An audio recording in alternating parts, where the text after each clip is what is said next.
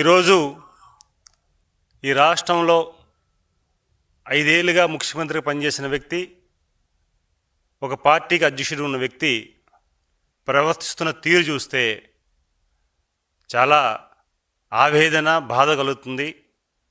ఈ ఆంధ్రప్రదేశ్లో ఒక విజనరీ ఉన్న నాయకత్వంలో ఒక ప్రతిపక్ష పార్టీ నాయకుడు జగన్మోహన్ రెడ్డి ఇలా వ్యవహరించడం చాలా బాధాకరం. మానవత్వం లేదు, బాధ్యత లేదు, కనీసం ఒక స్పృహ కూడా లేదు. ఒక బాధ్యతరహితంగా వ్యవహరిస్తున్న నాయకుడు పరిపాలన చూసిన 5 ఏళ్ళు మనం చూసాం. ఇప్పుడు ఒక బాధ్యత గల పార్టీ అధ్యక్షుడిగా, ఒక మాజీ ముఖ్యమంత్రిగా తను ఎలా ఉండాలి, ఎలా ప్రవర్తించాలి, మనం చేసే వ్యాఖ్యలు కానీ, నడవడిక కానీ మన పార్టీ నాయకులు కానీ లేకపోతే ప్రజలు కానీ అనుసరిస్తారని కనీసం స్పృహ లేపడం దురదృష్టకరం. మన సంఘటన చూసాం, సింగయ్య ప్రమాదం.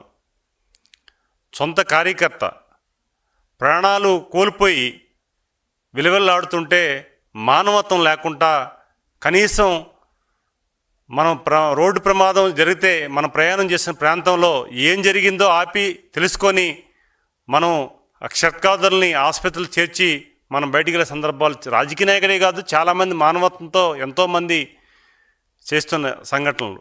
కనీసం ఒక బాధ్యత గల ముఖ్యమంత్రిగా పనిచేసావు, ఒక వ్యక్తిగా స్పందించకపోయి ఈరోజు అతనిని ఒక నిమ్మకాయ కారు కింద పెట్టి టైర్లో పెట్టి ఎలాగైతే నలిపి వెళ్తామో, దిశ తీసి ఎట్లా వెళ్తామో, ఈరోజు ఆ ఇన్సిడెంట్ చూస్తుంటే, ఆ విజువల్స్ చూస్తుంటే అంత బాధాకరం, అంత ఆవేదన చెందే సంఘటనలు మనం చూస్తున్నాం. తనకి రాజకీయం కావాలి తప్ప దుర్మార్గమైన చర్యలు చేసి రాజకీయం ఎలా చేయాలో తెలిసింది తప్ప మానవత్వం కానీ కనీసం ఒక బాధ్యత రహితంగా వహించిన వ్యక్తి జగన్మోహన్ రెడ్డి అని చెప్పవలసిన అవసరం ఉంది. ఈరోజు సుపరిపాలన, అద్భుతమైన ఎన్డీఏ కూటమి నాయకత్వంలో పరిపాలన చేస్తుంటే ఈరోజు రాష్ట్రాన్ని డైవర్షన్ చేయడానికి ఒక వ్యూహంతో వాళ్ళు చేసిన పర్యటన చూడాలి. పోలీసులు మొన్న పొదల్లో జరుగుతున్న సంఘటన చూసి అనుమతులు ఇవ్వలేమని పోలీస్ యంత్రాంగం చెప్పినా సరే పోలీసుల్ని కూడా ధిక్కరించి, చట్టాన్ని కూడా ధిక్కరించి పర్యటన చేసి ఈరోజు 3 ప్రాణాలు కోల్పోయారు. ఆ 3 ప్రాణాలు కూడా తీసిన ప్రధాన నిందితుడు అవ్వచ్చు, లేకపోతే కారకుడు అవ్వచ్చు జగన్మోహన్ రెడ్డి అని చెప్పుకోవాల్సిన అవసరం ఉంది. ఈరోజు వారు చేసిన దుర్మార్గమైన చర్య యావత్తు రాష్ట్ర ప్రజానీకం కానీ ఇతర ప్రాంతాల్లో తెలుగు వాళ్ళు కానీ విస్మరణకు గురయ్యే పరిస్థితి తీసుకొచ్చారు. అంటే రాజకీయమే కావాలి తప్ప మానవత్వం కానీ, బాధ్యత కానీ, లేదంటే నేను ఒక పౌరుడిగా, అట్లీస్ట్ ఒక పౌరుడిగా మినిమం బాధ్యత లేకుండా వ్యవహరిస్తున్న తీరు చూస్తే బాధాకరం. ప్రజలందరూ కూడా గమనించాలి. ప్రజలతో పాటు ఆ పార్టీ క్యాడర్ కూడా గమనించవలసిన అవసరం ఉంది. ఎలాంటి నాయకత్వంలో మీరు పనిచేస్తున్నారో మీరు తెలుసుకోవాల్సిన అవసరం కూడా ఉంది ఈరోజు. ఎందుకంటే ఈరోజు మన భావితరాలకి మనం రాజకీయం పరంగా అవ్వచ్చు, లేకపోతే అడ్మినిస్ట్రేషన్ పరంగా అవ్వచ్చు, లేకపోతే మన భావితరాలకి ఏమి ఇస్తున్నాం, మనం ఏ సంపద సృష్టిస్తున్నాం, ఏ రకంగా మనం ముందుకెళ్ళాలి, ఆ రకంగా కూడా ఆలోచించవలసిన అవసరం ఆ పార్టీ క్యాడర్ కానీ, కార్యకర్తలకు కానీ, నాయకులుగా ఉంది. కొంతమంది బాధపడుతున్నారు, కొంతమంది ఫంక్షన్లో కానీ ఇతర ప్రాంతాల్లో కానీ కొంతమంది చాలామంది 5 సంవత్సరాలు ముఖ్యమంత్రిగా చేయించాం, మనం అందరం కూడా ప్రాణాలు అడ్డుపెట్టి ప్రజలకి మనం నమ్మించి ఓట్లు వేయించాం, కానీ ఇలాంటి నాయకుడు ఇప్పటికీ ఇంక మారలేదు.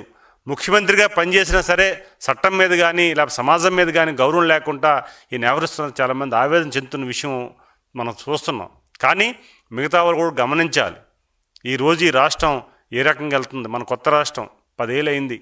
ఈ రాష్ట్రంకి మనం చాలామంది మనం సమాజంలో తలెత్తుకునే విధంగా చాలామంది మాట్లాడుతున్నా అవమానం పడ్డాం. ఒక రాజధాని లేదు, ఒక యూనిటీ లేదు. ఈ సందర్భంలో ఇలాంటి నాయకత్వంలో మనం పనిచేసి చాలా ఇబ్బందికర పరిస్థితి కూడా మనం చూసాం. అయితే ఒకటే చెప్తున్నాను ఆ క్యాడర్కి, దయచేసి ఇప్పటికైనా మీరు గమనించుకొని మీ నాయకుడు చేస్తున్న వ్యవహారాలు కూడా ఖండించాలి ఈరోజు. ఎందుకంటే మీరు కూడా ఈ సమాజంలో ఉన్నారు. ఈ సమాజం చాలామంది చూస్తుంది, యువత చూస్తుంది, భావితరాల పిల్లలు చూస్తున్నారు. వాళ్ళు భావితరాలు పౌరులు అవ్వబోతున్నారు ఈ దేశానికి, ఈ రాష్ట్రానికి.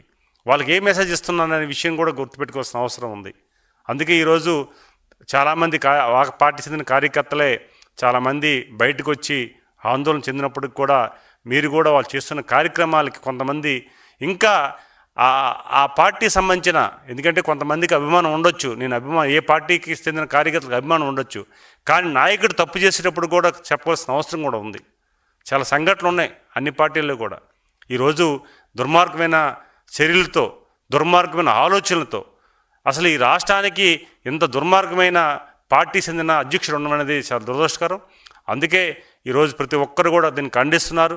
ఖచ్చితంగా చేసిన తప్పుకి క్షమాపణ చెప్పలే. ఈరోజు కూడా బాధ్యతలు పరిమారి చేయాలనే ఓ దుర్మార్గమైన ఆలోచన చూడండి, అంత దారుణంగా ఉంటుంది. కనీసం వారికి ఏదో ఒక రోడ్డు మీద ఒక్కొక్క పిల్ల ఏదో చనిపోతే పక్క తీసి ఇసిరిస్తే తన పన్ను ఎలా చేసుకుంటారు. కనీసం మానవత్వం లేదు. ఒక కాకి చనిపోతే 100 కాకులు వస్తాయి. ఒక పశువు చనిపోతే 10 పశువులు వచ్చి సానుభూతి చూపిస్తాయి. కనీసం మనిషి చనిపోతే ఒక మనిషి పోకుండా, కనీసం ఆ ఇన్సిడెంట్ జరిగిన కనీసం ఆ స్పర్శ లేకుండా కూడా ఈయన చూస్తున్న ప్రవర్తన చూస్తుంటే బాధ వేస్తుంది, ఆవేదన వేస్తుంది, ఆందోళన చెందాల్సిన అవసరం కూడా ఉంది. ఇలాంటి రాజకీయాలకి విముక్తి కలగాలని ప్రజాప్రభుత్వం ఏర్పాటు చేయాలి. ప్రజలందరూ కూడా మనం మద్దతు తెలిపి అద్భుతంగా ఇచ్చారు. ఇప్పుడు కూడా ప్రజలు మద్దతిస్తున్నారు, ఇస్తారు ఖచ్చితంగా. కానీ ఆ పార్టీ కార్యకర్తలు కూడా పునరాలోచన చేసుకోవాల్సిన అవసరం ఉందని తెలియజేసుకుంటూ, ఈరోజు ఆ సింగయ్య కుటుంబానికి కానీ అందరికి కూడా మేము సానుభూతి తెలియజేసుకుంటూ, చాలామంది పాపం చాలా బాధాకరమైన సంఘటన అది, దానిని కూడా మేము చూస్తున్నాం, దీన్ని చేయవలసిన అవసరం ఉందని చెప్పుకుంటూ, ఈరోజు జగన్మోహన్ రెడ్డి మానవత్వాన్ని విస్మరించి, మానవత్వమైన ఆలోచన ఒక బీజం కూడా లేకపోవడం దురదృష్టకరం. ఇప్పటికైనా జ్ఞానోదయం అవ్వాల్సిన అవసరం ఉంది. మొన్న యోగా డే ప్రపంచం మొత్తం ఆంధ్రప్రదేశ్ వైపు, విశాఖ వైపు చూసి ప్రధానమంత్రి గారితో సహా ప్రపంచ దేశాలు అద్భుతంగా జరిగాయంటే జగన్మోహన్ రెడ్డి టీం దాన్ని కూడా డైవర్షన్ చేయడానికి రకరకాల మాట్లాడే సందర్భాలు చూసుకోవాలి. ఈరోజు రికార్డ్స్ వచ్చాయి ప్రపంచ స్థాయిలో. మన ఆంధ్రప్రదేశ్ని ఒక గౌరవమైన స్థానం రికార్డు వస్తే ఆ రికార్డును కూడా సహించుకోలేక రకరకాలమైన మాట్లాడిన తీరును కూడా గమనించుకోవాల్సిన అవసరం ఉందని తెలియజేసుకుంటూ, ఈరోజు రాజకీయ ప్రయోజనాలని గతంలో కోడికత్తిని ఉపయోగించాడు, గులకరాయి డ్రామాని ఆడాడు, చాలా డ్రామాలు ఆడాడు. చిన్నాన్ని చంపి బాబు గారి మీద నెట్టేయాలని ఎంతో ప్రయత్నం చేశాడు. అవన్నీ కూడా ప్రజలు గమనించారు. ఇప్పుడు కూడా డ్రామాలు ఆడాలని అంటే అవి ప్రజలు సహించరు. ప్రజలు చాలా తెలివిగలవారు, ప్రజలు అన్నీ చూస్తున్నారు, ఎవరు ఏం చేస్తున్నారో ప్రతి గమనిస్తున్నారు. ఇప్పుడు కూడా అలాంటి డ్రామాలు ఆడి ప్రజలు మభ్యపెట్టి టైం వేస్ట్ చేసే పరిస్థితి తేవద్దని జగన్మోహన్ రెడ్డి గారికి మీ ద్వారా మేము సూచిస్తున్నాం. ఎందుకంటే సొంత బాబాయ్ని హత్య చేసి దానిని కూడా అధికార దహం కోసం ఉపయోగించే సంఘటనలు కూడా ఉన్నాయి. మానవత్వం లేదు, అసలు ఆలోచన లేదు, కుటుంబ వ్యవస్థ మీద నమ్మకం లేదు. కుటుంబంలో సాయం చేసే తల్లిని కానీ చెల్లిని కానీ ఏ రకంగా పెట్టాడో మనం కూడా చూడాలి, మనం కూడా ఉన్నాం. అది పాత విషయం అయినప్పటికి కూడా ప్రజల్ని, తల్లి కుటుంబ సభ్యులనే, తన కోసం పనిచేసే చెల్లినే ఆ రకంగా దూషించిన విషయాలు కూడా మనం చూసాం. అందుకే ఈరోజు సమాజ హింసని అరాచక ప్రోత్సహించే వ్యక్తి జగన్మోహన్ రెడ్డి. ఈ నేరస్తుడిని మనం గమనించుకోవాలి, క్లోజ్గా చూసుకోవాలి. ఎందుకంటే తను ఏ తప్పనే చేయగలడు. తన కోసం రాజకీయ స్వార్థం కోసం ఇంటి వాళ్ళని ఉపయోగిస్తాడు, తన పనిచేసిన ఉద్యోగస్తులు కూడా ఉపయోగిస్తాడు. ఈరోజు అతన్ని ఉపయోగించి, ఈరోజు డ్రైవర్ని ఉపయోగించి ఈరోజు చేసిన ఈ సంఘటన కూడా దిగ్భ్రాంతి కలిగించింది.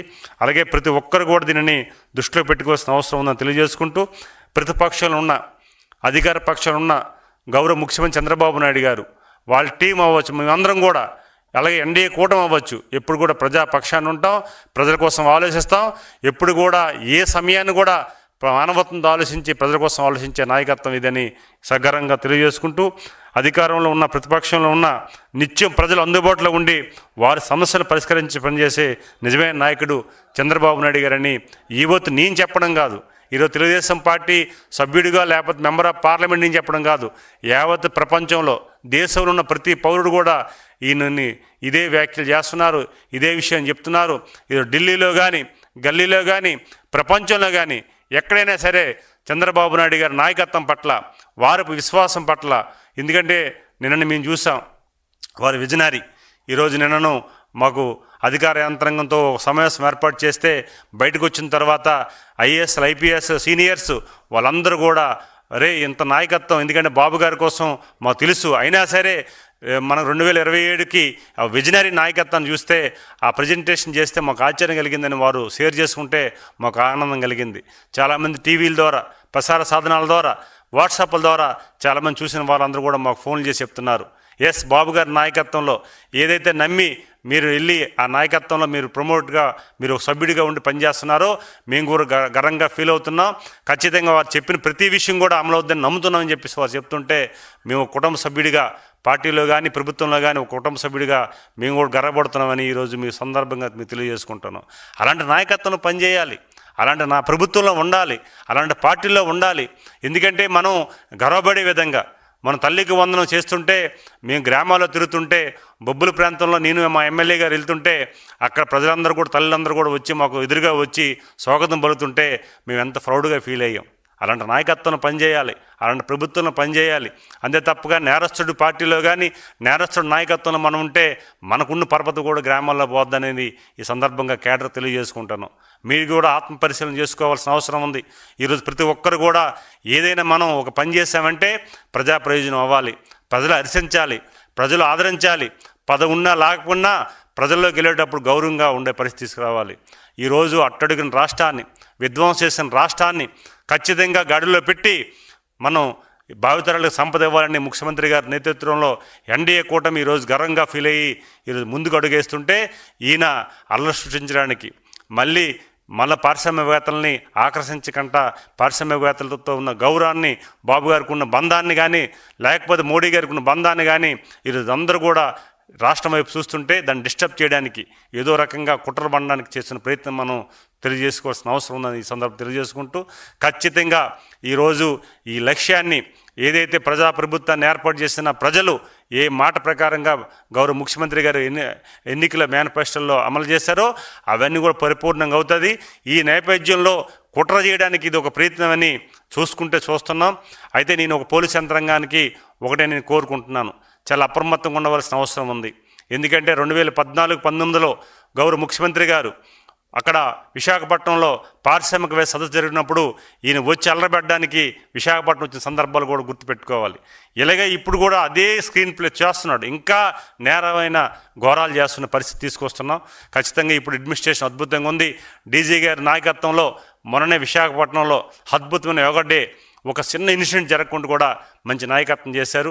ఇలాంటి నేరస్తుల్ని నిఘా పెట్టి ఖచ్చితంగా అదుపు చేయవలసిన అవసరం ఉందని ఈ సందర్భంగా తెలియజేసుకుంటూ, గౌరవ ముఖ్యమంత్రి చేస్తున్న ఈ కార్యక్రమానికి ప్రజలందరూ కూడా మద్దతు ఇచ్చినందుకు మరొకసారి ధన్యవాదాలు తెలియజేసుకుంటూ, జై హింద్, జై ఎన్డీఏ కూటమి. Thank you.